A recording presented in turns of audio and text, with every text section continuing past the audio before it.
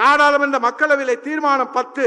நாடாளுமன்ற மக்களவையிலே கடந்த 13/12/2023 பாதுகாப்பு குறைபாட்டால் நடந்த சம்பவம் மிகவும் கண்டிக்கத்தக்கது.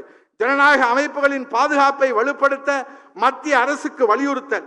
முன்மொழிபவர்கள் திரு டி ஜெயக்குமார் அவர்கள், கழக அமைப்பு செயலாளர், வடசென்னை தெற்கு கிழக்கு மாவட்ட கழகத்துடைய செயலாளர், முன்னாள் அமைச்சர் திரு வி ராஜன் செல்லப்பா சட்டமன்ற உறுப்பினர் அவர்கள், கழக அமைப்பு செயலாளர், மதுரை புறநகர் கிழக்கு மாவட்ட கழகத்துடைய செயலாளர் திரு சே தாமோதரன் சட்டமன்ற உறுப்பினர் அவர்கள், கழக அமைப்பு செயலாளர், முன்னாள் அமைச்சர், திரைப்பட இயக்குனர் திரு ஆர்.வி. உதயகுமார் அவர்கள், கழக கலை பிரிவு செயலாளர், திரு கா ரவி எம்எல்ஏ அவர்கள், சு ரவி எம்எல்ஏ அவர்கள், ராணிப்பேட்டை கிழக்கு மாவட்ட கழகத்துடைய செயலாளர், திரு சி மகேந்திரன் சட்டமன்ற உறுப்பினர் அவர்கள், திருப்பூர் புறநகர் கிழக்கு மாவட்ட கழகத்துடைய செயலாளர், டாக்டர் ஆம்புரோஸ் வில்சன் அவர்கள், ஆந்திர மாநில கழகத்துடைய செயலாளர், வழிமொழிபவர்கள் அனைத்து பொதுக்குழு உறுப்பினர்கள். தீர்மானம் 11. ஈழத் தமிழர்கள் நலன் காக்க ஈழத் தமிழர்களுக்கு இரட்டை குடியுரிமை வழங்க வேண்டி மத்திய அரசை வலியுறுத்தல்.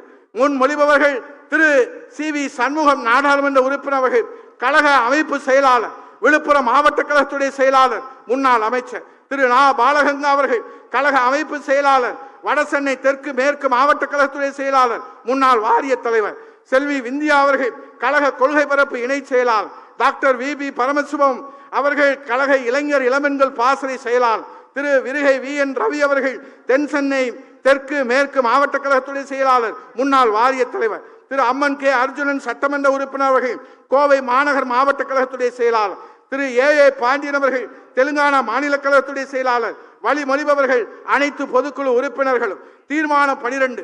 தமிழகத்திலே வடகிழக்கு பருவமழை பல்வேறு மாவட்டங்களிலே கடுமையாக பெய்து நெற்பயிர்கள் மற்றும் வேளாண் பயிர்கள் வெள்ளத்தால் மூழ்கி பெரும் நஷ்டம் ஏற்பட்ட நிலையில் உரிய நிவாரணம் வழங்காமல் விவசாயிகளை வஞ்சித்து வரும் விடியா திமுக அரசுக்கு கடும் கண்டனம்.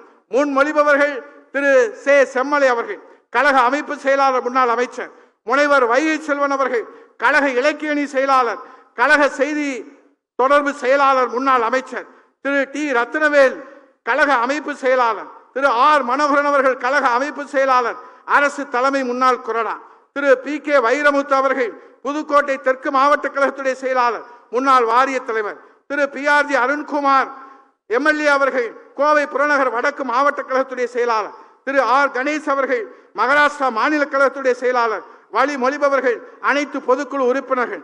1 முதல் 12 இந்த தீர்மானத்தை நிறைவேற்றி தருமாறு உங்களை வணங்கி கேட்டு, இன்றைக்கு தமிழ்நாட்டிலே வடகிழக்கு பருவமழை கஜா புயல் வந்தது. நம்முடைய புரட்சி தமிழர் ஐயா எடப்பாடி அவர்கள் முதலமைச்சராக இருந்தார். அவர் கண் விழித்து அவர் கண் தூஞ்சாமல் கடமையாற்றியதன் பலனாக மக்கள் எல்லாம் நிம்மதியாக உறங்கினார்கள்.